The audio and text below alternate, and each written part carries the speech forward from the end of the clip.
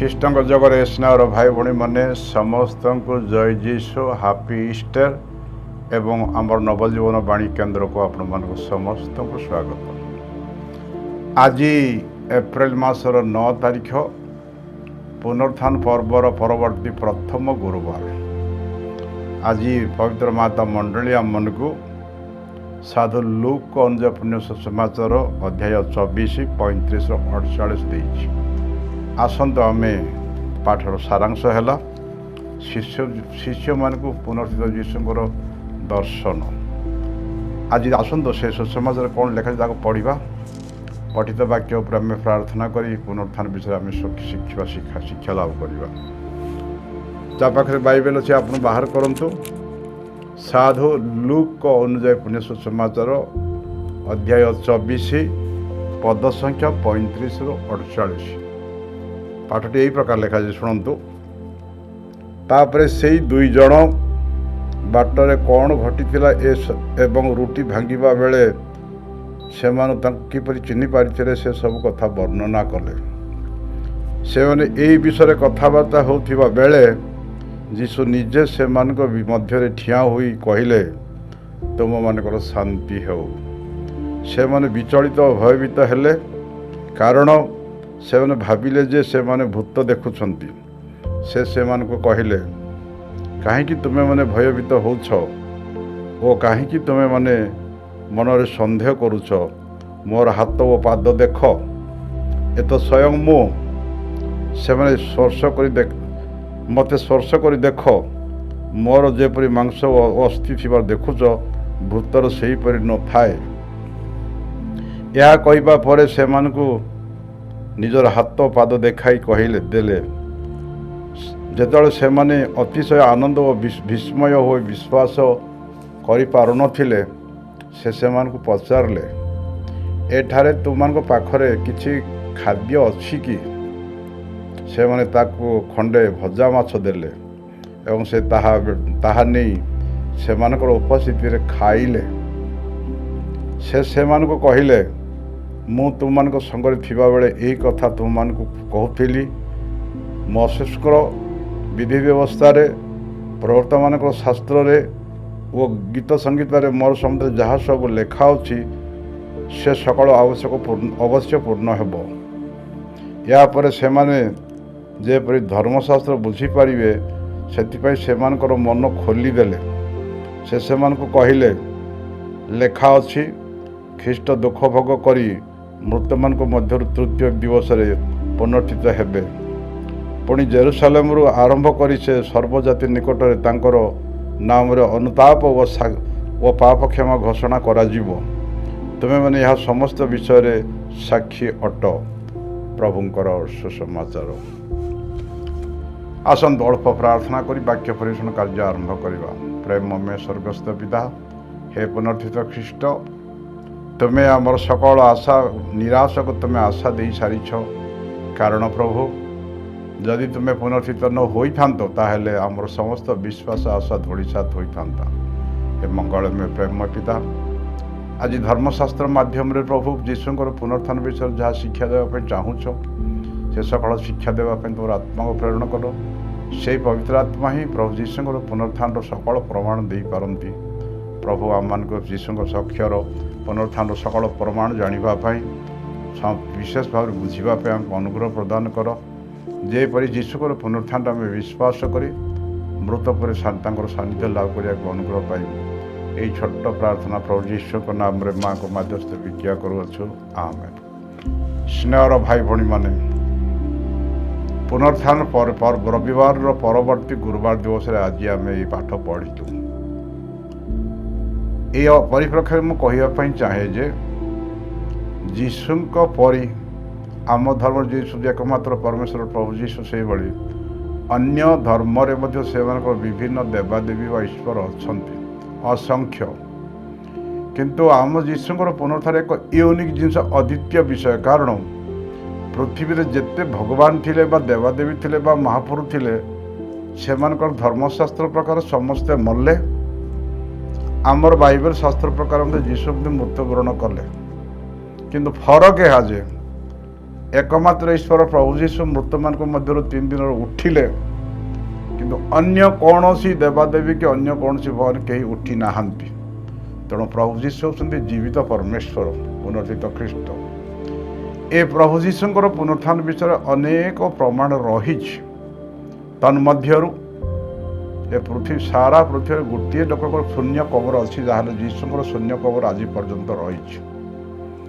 Lazar मध्य cover खोला होता जायरेसर कन्या को उठे किंतु से कबर पुणी से मरला आउ थे पोति दिगला किंतु जीशुଙ୍କର शून्य कबर आज पृथ्वी गोटे मात्र शून्य कबर जीशुଙ୍କର अच्छी। आज केवल प्रभु जीशु ही मृत मान मध्य उठी प्रमाण यथेष्ट रही। प्रभु जीशु कालवारी क्रूसरे मृत्यु वर्ण करू करू माथ्यू सुसमाचार 57-52 लिखा जाइए जीशु प्राण त्याग करू करू जेरूसालेम मंदिर पर्दा विफाल हो चिरीगला। अर्थात ईश्वर आम जो विच्छेद थिला से विच्छेद हटिगला। भूमिकंप है बड़ बड़ पत्थर गुड़ा भी खंड खंड होगला। आउ कबर अनेक मृत विश्वासी साधु मैंने उठी ठिया हेले जेरूसालेम सहर में बुलाबुली कर देखी। कारण प्रभु जीशु पुनरुत्थान हो जो मैंने विश्वास करते जीशु विश्वास करते से पुनर्जित हेले। तेज स्नेहर भाई भाई मैंने ए प्रभु जीशुଙ୍କର पुनरुत्थान विषय सर्वप्रथम जीशुଙ୍କର समाधि सप्ताह प्रथम दिवस भोर भोर मेरी मगदलेना और केतक स्त्री लोक मैंने प्रथम गले देखा कबर मुख पत्थर हटई दि जाइए। खुला शून्य कबर अच्छी। जीशुଙ୍କର शरीर त्याधारे नाही खाली मुंडे घोड़ाई घोड़े वस्त्र तार पड़ी एपट से पड़ जाने भयभीत छानिया हेले। एमान से स्वर्गर दूत आसी जड़े कहले तुम्हें मैंने मृत मान मध्य कहीं तुम्हें पुनर्जित ख्रीष्ट कहीं खोजुच से मृत मान मध्य नहांती से पुनर्जीवित होती सी उठी सारी तुम्हें शीघ्र जाई भाई मान को कथा जन दियो। एवं मेरी मगले अन्य सहचर मैंने खुशी रे दौड़ी दौड़ी जाऊे जीशु ए संवाद देवाई पितर को अन्य शिशु देव समय बाटे से मैंने जीशु को मेरी मैंने दर्शन पाई सागे से गोड़ देकी प्रमाण कर आराधना कर एवं से मैंने जाई शिष्य मान को कहले पितर एवं प्रेरित जहन आसी दौड़ी दौड़ी आसी स्त्री लोक मैंने जहाँ से अनुसार सब देखा पाइले किंतु जीशु को दर्शन पाइले। तार दिन संध्यारे 2 जन शिष्य एमाउस को जाऊले। एमाउस को जीवा बाटरे जीशु से गोटे अन्य गोटे साधारण यात्री भाव में मिसी चलीगले। ए शिष्य मैंने कथबार्ता करते जीशुर पुनर्थ जीशुर मृत्यु विषय भयभीत होते छानिया जाते डरुले भय करुले जीशु विषय आराधना कथबार्ता चलई किमती पुनरुत्थान किमती मारले किमती कले शिष्य मैंने कड़े गले आलोचना करते। जीशु से जीशु से 2 जन शिष्य चिन्ह पारे कारण से भय से आखि अंध हो सारी। जीशु पचारे तुम्हें कौ क्या विषय आलोचना करुच से जड़े कहला कौन तुम्हें जो जेरूसालेम कौन गोटे मात्र लोक दिन जहाँ घटला तुम जान केवल तुम्हें जान कि जाना। जीशु पचारे से क्या विषय कौच से कहले जे आम जहाँ को गुरु बोली आम जहाँ को परित्राण दे बोली आशा करूँ से मृत्युवरण कले आम कवर देचु किमती मरे से आलोचना कर जाते भयभीत होते छानिया हो जाते जीशु से कहले धर्मशास्त्र कोटेसन दे कहले पुरातन बाइबल मशा व्यवस्था कौन कौन लिखाई कौन तुम्हें कौन जान न जो त्राणकर्ता आसवाक थे सी आसवे से मैंने शत्रु हस्तर धरा देवे ताको मारे से मैंने मृत्यु से मरवे समाधि करा तृतीय दिन में पुनर्जित हेबे बोली कौन धर्मशास्त्र लिखाई बोली बाइबल पद पर से कहले से हृदय जलिला भाई लगे। जीशु सब प्रकार धर्मशास्त्र पुरातन शास्त्र साम संगीत दाऊद राजा कौन कहते सब कही गला बेले निज घर पहुँचा समय जीशु कौन कले आगे आग को जावाई बाहाना कले से कहले नाई नहीं तुम्हें आग को जातु ना आज्ञा आसी आम पाखे रही जात राति है घर भर प्रवेश कलापर जीशु से दिन रातिर भोजन करने समय जीशु रोटी ने आशीर्वाद कर भांगिले रोटी भांगु भांगु से शिष्य आखि 2टा खोलीगला एवं जीशु बोली चिन्ह पारे किंतु जीशु अचानक से अदृश्य हो गले। ସାଙ୍ଗେ ସାଙ୍ଗେ ସେଇ ଦିନ ଠାରୁ ସେମାନେ ସାଙ୍ଗେ ଥରେ ଫେରିଗଲେ ଆଉ ଥରେ ଜେରୁସାଲେମ ଗଲେ, ପିତରକୁ ଅନ୍ୟ ଶିଷ୍ୟମାନଙ୍କୁ କହିବା ପାଇଁ ଗଲେ ଏବଂ ଯୀଶୁ ପିତରକୁ ଏବଂ ଅନ୍ୟ ଶିଷ୍ୟ 12 ଜଣ ଶିଷ୍ୟମାନଙ୍କୁ କହିବା ସମୟରେ ଏମିତି ଏମିତି ଆମେ ବାଟରେ ଯୀଶୁଙ୍କୁ ଦର୍ଶନ ପାଇଲୁ, ରୁଟି ଭାଙ୍ଗୁ ଭାଙ୍ଗୁ ରାକ୍ଷୀ ଖୋଲିଗଲେ, ଆମେ ଯୀଶୁଙ୍କୁ ଚିହ୍ନୁ, ଯୀଶୁ ଅଦୃଶ୍ୟ ହେଇଗଲେ। ଏଇ କଥା କହୁଥିବା ସମୟରେ ଯୀଶୁ ହଠାତ୍ ଆସି ତାଙ୍କ ମଧ୍ୟରେ ଠିଆ ହେଉଛନ୍ତି ଏବଂ କହିଲେ ତୁମମାନଙ୍କର ଶାନ୍ତି ହଉ, ଭୟଭୀତ ହୁଅନି। ସେମାନେ ତଥାପି ଡରିଗଲେ, ଛାନିଆ ହେଇଗଲେ। ସେ କହିଲେ କାହିଁକି ଭୟ କରୁଛ? ଏ ତ ମୁଁ ନିଜେ ସ୍ୱୟଂ ପ୍ରଭୁ ଯୀଶୁ ନିଜେ ଆସିଛି, କାହିଁକି ଭୟ କରୁଛ? ତଥାପି ସେମାନେ ବିଶ୍ୱାସ କଲେ, ଥରିଗଲେ, ଡରିଗଲେ, ଛାନିଆ ହେଇଗଲେ। ଯୀଶୁ ସେମାନଙ୍କୁ ଭରସା ଦେଇ କହିଲେ ଦେଖ ଏ ମୋର ହାତ ଦେଖ, ମୋର ହାତ ପାଦ ଦେଖ। ସେମାନେ ଭାବିଲେ ଯେ ଗୋଟେ ଯୀଶୁଙ୍କର ଭୂତାତ୍ମା ଦେଖାଦେଇଛି। ଯୀଶୁ ସେମାନଙ୍କୁ ବୁଝେ କହିଲେ ଭୂତମାନଙ୍କର ମୋର ଯେମିତି ହାଡ଼ ମାଂସର ଶରୀର ଅଛି, ସେମାନଙ୍କର ହାଡ଼ ମାଂସର ଶରୀର ନଥାଏ। ଏଇ ଦେଖ ମୋର କ୍ଷତ ଚିହ୍ନ ଦେଖ। ତଥାପି ସେମାନେ ଭୟଭୀତ ହେଲେ, ଖୁସି ହେଇଗଲେ, ଛାନିଆ ବି ହେଇଗଲେ, ଆଉ ଜାଣିପାରିଲେ କ'ଣ କହିବେ ଜାଣିପାରୁନାହାନ୍ତି। ଏହି ସମୟରେ ଯୀଶୁ ପଚାରେ ସେମାନଙ୍କର ବିଶ୍ୱାସ ଦୃଢ଼ କରିବା ପାଇଁ କହିଲେ ତୁମମାନଙ୍କ ଭିତରେ କ'ଣ ଖାଇବାକୁ ଅଛି? ସେମାନେ ଗୋଟେ ଭଜା ମାଛ ଦେଲେ।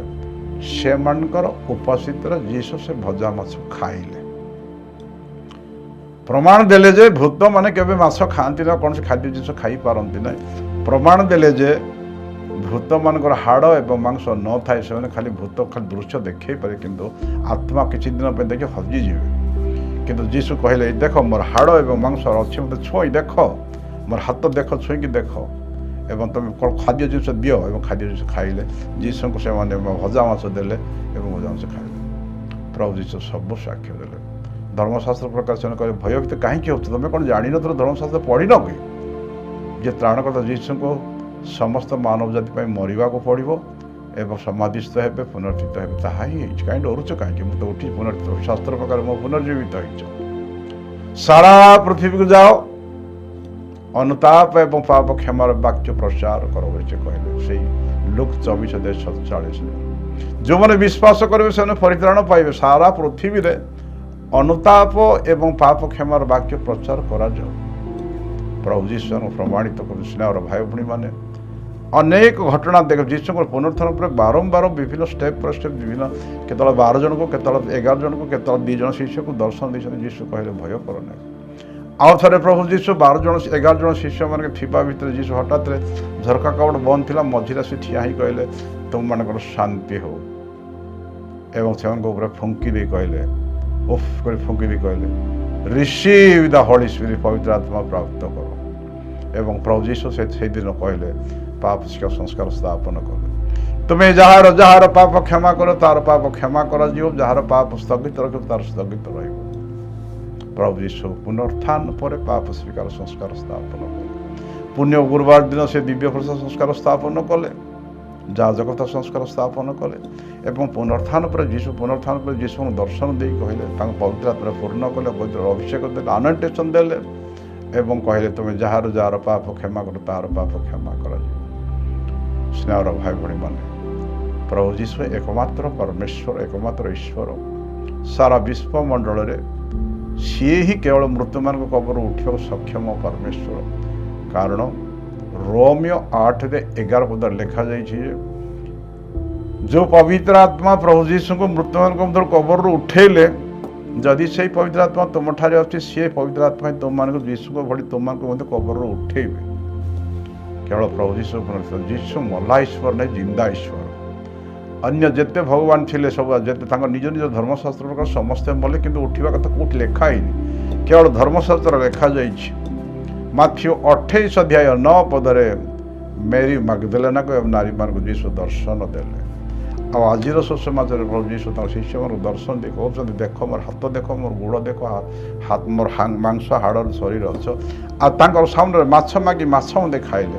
ଭୂତମାନେ ଏମିତି ମାଛ ଖାଆନ୍ତି, ଖାଦ୍ୟ ଖାଆନ୍ତିନି। ସେମାନେ ଖାଲି ଆତ୍ମାଟା ଦେଖେଇଦେବେ, ଭୂତ ମନ୍ଦ ଆତ୍ମାଟା ଦେଖେଇଦେବେ, କିନ୍ତୁ ସେମାନଙ୍କର ହାଡ଼ ଗୋଡ଼ କିଛି ନଥାଏ। ଏସବୁ ଆଜିର ସୁସମାଚାର ପ୍ରମାଣିତ କରେ ଯେ ପ୍ରଭୁ ଯୀଶୁ ମୃତମାନଙ୍କୁ ପୁନର୍ଜୀବିତ ହେଇଛନ୍ତି, ମୃତକୁ ଜୟ କରିସାରିଛନ୍ତି। କାରଣ ପ୍ରଥମ ଜହନ 2:2 ଲେଖାଯାଇଥିବ ପ୍ରଭୁ ଯୀଶୁ ପାପର ମୂଲ୍ୟ ପରିଶୋଧ କଲେ, ସାରା ମାନବ ଜାତିର ପାପର ପ୍ରାୟଶ୍ଚିତ ପାଇଁ ପ୍ରାୟଶ୍ଚିତର ବଳି ସ୍ୱରୂପ କ୍ରୁଶ ଉପରେ ମଲେ ଏବଂ ଆମର ପାପର ପେନାଲ୍ଟି ଦାମ ଦେଇ ସାରିଲେ। ଯୀଶୁଙ୍କର ସେହି ପବିତ୍ର କ୍ରୁଶର ରକ୍ତ ଦ୍ୱାରା ସେ ସମସ୍ତ ପାପ କ୍ଷମା ହେଇସାରିଛି। ତେଣୁକରି ଈଶ୍ୱର ଯେଉଁ ପାପ ଆମ ଈଶ୍ୱରଙ୍କଠୁ ଆମର ବିଚ୍ଛେଦ କରିଥିଲା, ଯୀଶୁ ମୃତ ବରଣ କରୁ କରୁ ସେ ବିଚ୍ଛେଦ ପରଦା ଆରମ୍ଭରୁ ସେ ସ୍ଥଳରୁ ଉପର ମଧ୍ୟ ବିଫଳ ହୋଇ ଚିରିଗଲା। ତାର ଅର୍ଥ ହେଲା ଈଶ୍ୱରଙ୍କ ଆମ ଯେଉଁ ବିଚ୍ଛେଦ ଥିଲା ସେ ବିଚ୍ଛେଦ ଲୋପ ପାଇଗଲା। ଆମେ ଡାଇରେକ୍ଟ ପ୍ରାର୍ଥନା କରିପାରିବା, ପ୍ରଭୁଙ୍କର ଅନୁଗ୍ରହ ଆମ ପାଖକୁ ଆସୁ। କାରଣ ଜନ୍ 9:31 ଲେଖାଯାଇଛି, ପ୍ରଭୁ ପାପୀମାନଙ୍କର ପ୍ରାର୍ଥନା ଶୁଣନ୍ତି ନାହିଁ। କାରଣ ଯିଶାୟ 59 ଅଧ୍ୟାୟ ଯେଉଁ 2ରେ ଲେଖା ହେଇଥିଲା, ପାପ ହିଁ ଆମକୁ ଈଶ୍ୱରଙ୍କର ବିଚ୍ଛେଦ କରେ। କିନ୍ତୁ ଯେହେତୁ ଯୀଶୁ ପାପର ପେନାଲିଟି ପାପର ପ୍ରାୟଶ୍ଚିତ ମୂଲ୍ୟ ଦେଇସାରିଲେଣି, କାରଣ ରୋମିଓ 6:23 ଲେଖାଯାଇଛି, ପାପର ବେତନ ମରଣ। ଯୀଶୁ ଆମ ସମସ୍ତ ପାଇଁ ମରିଲେ, ମୋ ପାଇଁ ଆପଣଙ୍କ ପାଇଁ ସମସ୍ତେ ଯୀଶୁ ମରିସାରିଲେଣି। ଆଉ ପାପର ବଳ ନାହିଁ, ଶୈତାନର ବଳ ନାହିଁ। ଶୈତାନ ଦାନ୍ତ ବିଷ ଭାଙ୍ଗିଲା। ସେଥିପାଇଁ ଆମେ ଗାଉଛୁ, ରେ ମୃତ୍ୟୁ କାହିଁ ତୋର ବିଷ, କାହିଁ ତୋର ନାହୁଡ଼, କାହିଁ ତୋର ବିଜୟ। ଯୀଶୁ ଏ ମୃତ୍ୟୁକୁ ଜୟ କରିବା ପ୍ରଭୁ, ମୃତ୍ୟୁଞ୍ଜୟ ପ୍ରଭୁ ଯୀଶୁ। ଆଜି ସେଇ କଥା ହିଁ ଆଜି ଆମେ ଶିଖାଉଛନ୍ତି ଯେ ପ୍ରଭୁ ଯୀଶୁ ପୁନରୁତ୍ଥିତ ହୋଇଛନ୍ତି। ସେ ଯୀଶୁଙ୍କ ପୁନରୁତ୍ଥାନ ବିଷୟରେ ଆମେ ଦୃଢ଼ ବିଶ୍ୱାସ କଲେ ଆମେ ବି ପୁନରୁତ୍ଥିତ ହେବା। ତେବେ ସ୍ନେହର ଭାଇ ଭଉଣୀମାନେ, ପ୍ରଭୁଙ୍କ ଈଶ୍ୱରଙ୍କୁ ଧନ୍ୟବାଦ। ପିତା ପରମେଶ୍ୱରଙ୍କର ପରିତ୍ରାଣ ଯୋଜନା କେତେ ମହାନ। ଆମେ ସମସ୍ତେ ପାପ କରି ପାପରେ ମୃତ୍ୟୁର ଅଧୀନ ଥିଲୁ। ଆମେ ସମସ୍ତେ ମରିଥାନ୍ତୁ, କାରଣ ପ୍ରଭୁ ଯୀଶୁ ସେଥିପାଇଁ ଆସିଥିଲେ। ପ୍ରଥମ ଜହନ 3:8 ଲେଖାଯାଇଛି ଯେ ଯୀଶୁ ଏ ପୃଥିବୀକୁ ଆସିଲେ ଶୈତାନର ଯୋଜନାକୁ ବିଫଳ କରି ପଣ୍ଡକର ଧ୍ୱଂସ କରିବା ପାଇଁ। ଶୈତାନର ଯୋଜନା ଥିଲା ଆମକୁ ପାପରେ ପତିତ କରି ପ୍ରତାରଣା କରି ସମସ୍ତଙ୍କୁ ନରକର ଅଗ୍ନିରେ ପକାଇବା ପାଇଁ ଚେଷ୍ଟା କରିଥିଲା। କିନ୍ତୁ ପ୍ରଭୁ ଯୀଶୁ ଆସିଲେ, ପ୍ରଥମ ଜହନ 3:8 ଲେଖାଯାଇଛି ଯେ ଯୀଶୁ ଆସିଲେ ଶୈତାନର ମନ୍ଦ କାର୍ଯ୍ୟକୁ ଧୂଳିସାତ କରିବା ପାଇଁ, ବିନଷ୍ଟ କରିବା ପାଇଁ ଆସିଥିଲେ। ଯୀଶୁ ସେ ମରଣ ଦ୍ୱାରା ଶୈତାନର କାର୍ଯ୍ୟକୁ ପଣ୍ଡ କରିଦେଲେ, ଧ୍ୱଂସ କରିଦେଲେ, ମରଣକୁ ଧ୍ୱଂସ କଲେ। ଆଉ ମରଣର ଶକ୍ତି ନାହିଁ, ବଳ ନାହିଁ। ପ୍ରଭୁ ଯୀଶୁ ପୁନରୁତ୍ଥିତ ହେଲେ। ଖୁସିର ବିଷୟ ହେଲା ଆମର ଖ୍ରୀଷ୍ଟିଆନ ଜୀବନରେ ଆଉ ମରଣ କାରଣ। ପ୍ରଭୁ ଯୀଶୁ କ'ଣ କହିଲେ? ଆପଣଙ୍କର ଜନ୍ 11:25 କ'ଣ କହିଲେ? ମୁଁ ହିଁ ପୁନରୁତ୍ଥାନ, ମୁଁ ହିଁ ଜୀବନ। ମୋ ଠାରେ ଯେଉଁମାନେ ବିଶ୍ୱାସ କରିବେ, ଯଦ୍ୟପି ମରିବେ ସେମାନେ ବଞ୍ଚିବେ। এইটা ହେଉଛି ଖ୍ରୀଷ୍ଟିଆନ ଧର୍ମର ମହାତ୍ମ୍ୟ, ସ୍ପେଶିଆଲିଟି, ଯେ ଆମେ ମଲେ ମଧ୍ୟ ପୁନରୁତ୍ଥିତ ଯୀଶୁ ଉଠେଇବେ, ଆମକୁ ବଞ୍ଚି ରହିବା। ମରଣ ଆମର ନାହିଁ, ମରିବା ନାହିଁ। ଆମେ ମଲେ ମଧ୍ୟ ପ୍ରଭୁ ଯୀଶୁ ଉଠେଇବେ ଶେଷ ଦିନରେ। କାରଣ ପ୍ରଥମ ଥେସଲୋନିକ 4:16 ଲେଖାଯାଇଛି, ଯୀଶୁଙ୍କ ତୁରୀନାଦ ଶବ୍ଦରେ ଯେଉଁମାନେ ଯୀଶୁଙ୍କ ଠାରେ ମୃତ୍ୟୁବରଣ କରିଥିଲେ, ଯୀଶୁଙ୍କ ତୁରୀନାଦ ଶବ୍ଦରେ ପ୍ରଥମେ ଖ୍ରୀଷ୍ଟଠାରେ ମରିଥିବା ଲୋକମାନେ ସମସ୍ତେ ପ୍ରଥମରେ ଠିଆ ହେବେ ଏବଂ ଶୂନ୍ୟ ଆକାଶରେ ସେମାନେ ଯୀଶୁ ସାକ୍ଷାତ କରିବେ ଏବଂ ଯୀଶୁ ସେ ଶୂନ୍ୟ ଆକାଶ ସ୍ୱର୍ଗକୁ ନେଇଯିବେ। ହାଲେଲୁୟା। ସ୍ନେହର ଭାଇ ଭଉଣୀମାନେ, ପ୍ରଭୁ ଯୀଶୁ କେତେ ମହାନ। ଆମର ମରଣକୁ ଆମେ ସମସ୍ତେ ମରିଥିଲୁ, ଆମକୁ ପୁନର୍ଜୀବିତ କଲେ, ଆମର ମରଣକୁ ଜୟ କଲେ, ଶତ୍ରୁ ଶୈତାନର ଦାନ୍ତ ଭାଙ୍ଗିଦେଲେ, ବିଷ ଦାନ୍ତ ଭାଙ୍ଗିଲେ। ଶୈତାନର ଆଉ ବଳ ନାହିଁ, ସେ ପରାଜିତ ଶତ୍ରୁ। ସେ ଆମକୁ ଖାଲି ମିଛ କଥା ଖାଇ ଡରେଇବ ସିନା, ସେ ଆମକୁ କିଛି କରିପାରିବ, ତାର ଶକ୍ତି ନାହିଁ। ତାର ଶକ୍ତି କାରଣ ଶୈତାନର ଶକ୍ତି ଉପରେ ଯୀଶୁଙ୍କ ଶକ୍ତି ବିଜୟ ହେଇଛି। ତେବେ ସ୍ନେହର ଭାଇ ଭଉଣୀମାନେ, ଆଜି ଆମର ପୁନରୁତ୍ଥାନର ପରବର୍ତ୍ତୀ ଗୁରୁବାର ଦିନରେ ଆମକୁ ପ୍ରଭୁ ସୁସମାଚାର ଦେଇଛନ୍ତି ଯେ ପ୍ରଭୁ ଯୀଶୁ ଜୀବିତ ଅଛନ୍ତି, ପୁନରୁତ୍ଥିତ ହେଇଛନ୍ତି ଏବଂ ଆମ ସାମ୍ନାରେ ସେ ମାଛ ବି ଖାଇଲେ, ଆମ ସାମ୍ନାରେ ତାଙ୍କର ହାତ ଏବଂ ମାଂସ ରକ୍ତ ଗୋଡ଼ର ଅଙ୍ଗ ଦେଖେଇଲେ। ପ୍ରଭୁ ଯୀଶୁ ଆମକୁ ବିଶ୍ୱାସ କରୁଛନ୍ତି, ଆମର ବିଶ୍ୱାସ ସୁଦୃଢ଼ କରିବା ପାଇଁ ସୁସମାଚାର ଦେଇଛନ୍ତି। ତେବେ ଆସନ୍ତୁ ଆପଣମାନେ, ଆମେ ସମସ୍ତେ ସେ ଖ୍ରୀଷ୍ଟଙ୍କଠାରେ ବିଶ୍ୱାସ, ତାଙ୍କର ପୁନରୁତ୍ଥାନରେ ବିଶ୍ୱାସ କରି ଆମେ ମଧ୍ୟ ସମସ୍ତେ ଅନ୍ତର୍ଜୀବର ଅଧିକାରୀ ହେବା। ଆପଣମାନେ ସମସ୍ତେ ଗୁଡ୍ ହିୟରିଂ ଦେଇଥିବାରୁ ସମସ୍ତଙ୍କୁ ଧନ୍ୟବାଦ। ଜୟ ଯୀଶୁ। ହାଲେଲୁୟା।